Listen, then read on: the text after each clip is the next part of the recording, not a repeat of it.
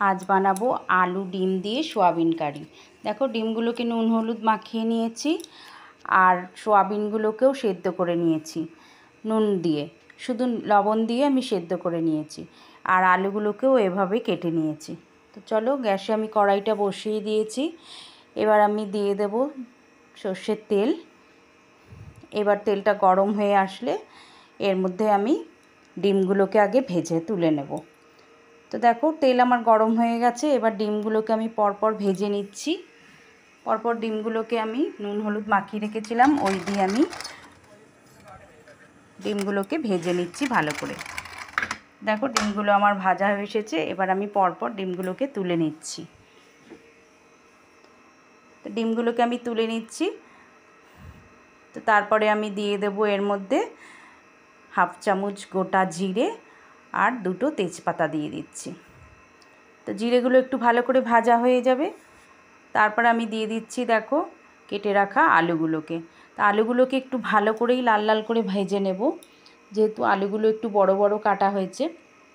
तो तोमरा एई तरकारिटा रुटी परोटा भात जेटा इच्छा तार साथेई खेते पारो, खूबই ভালো লাগে। তো এখানে দেখো একটা বড় সাইজের পেঁয়াজ আমি কেটে নিয়েছি আর আদা রসুন ছাড়িয়ে নিয়েছি। তো এটাকে আমি পুরোটা পেস্ট করে নেব। আলুটা ভাজা হয়ে এসছে। এবারে আমি এর মধ্যে 1 চামচ লবণ দিয়ে দিলাম আর 1 চামচ দিয়ে দিলাম হলুদ গুঁড়ো। তো দিয়ে আবারও ভালো করে আলুগুলোকে মিশিয়ে নিচ্ছি লবণ হলুদ দিয়ে ভালো করে। তো দেখো আলুগুলো আমার কত সুন্দর ভাজা হয়ে গেছে লাল লাল করে। তো পেস্ট করে রাখা মশলাটাও এর মধ্যে দিয়ে দিলাম, আদা রসুন পেঁয়াজ বাটা।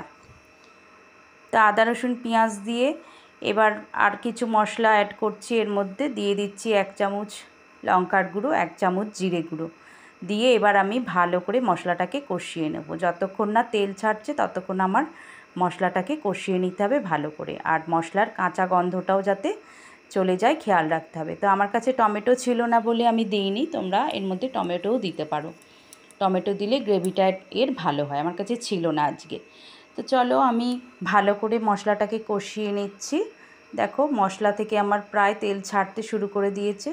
এবার আমি এর মধ্যে অ্যাড করে দিলাম সেদ্ধ করে রাখা সয়াবিনগুলো। তো সয়াবিনগুলোকে আমি অ্যাড করে দিয়ে আবারও ভালো করে কষিয়ে নিচ্ছি সয়াবিনগুলোকে। তো সয়াবিনগুলোর মধ্যে আমি সেদ্ধ করার সময় লবণ দিয়েই সেদ্ধ করেছিলাম।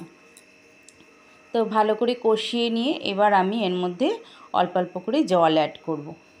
যেহেতু মশলাটা ভালো করে কষানো হয়ে গেছে এবার আমি দিয়ে দিচ্ছি অল্প জল। আবারও জলটা দিয়ে একটু কষিয়ে নেব ভালো করে। তো দেখতে থাকো আমার রেসিপি। যদি ভালো লাগে প্লিজ লাইক কমেন্ট শেয়ার করতে ভুলো না। আর যদি আমার রেসিপি ভালো লাগে তাহলে যারা নিউ আছো আমার ফ্যামিলিতে তারা আমার চ্যানেলটিকে সাবস্ক্রাইব করে দিও। আর দেখো আমি এখানে জলটাকে গরম করে রেখেছিলাম, সেই জলটাই আমি অ্যাড করলাম। তো গরম জল দিলে টেস্টটা অনেক ভালো হয় ঠান্ডা জলের থেকে। তো দেখো আমি এতটা ঝোল রেখেছি, ঝোল তো কমেই যাবে। এইবার আমি অ্যাড করে দেবো এর মধ্যে ভেজে রাখা ডিমগুলোকে। তো ডিমগুলোকে অ্যাড করে দিয়ে এবার একটু মিশিয়ে নিয়ে ঢাকনা চাপা দিয়ে দেবো। 5 মিনিটের মতন ফুটতে দেবো যাতে আলুগুলো সেদ্ধ হয়ে যায় ভালোভাবে আর সয়াবিনগুলোও ভালোভাবে আর একটু সেদ্ধ হয়ে যায়। তো 5 মিনিট পরে আমি ফিরে এসেছি। দেখো আমার ঝোল অনেকটা টেনে গেছে, কমে গেছে আর আলুগুলোও আমার পরিমাণ মতো সেদ্ধ হয়ে এসেছে।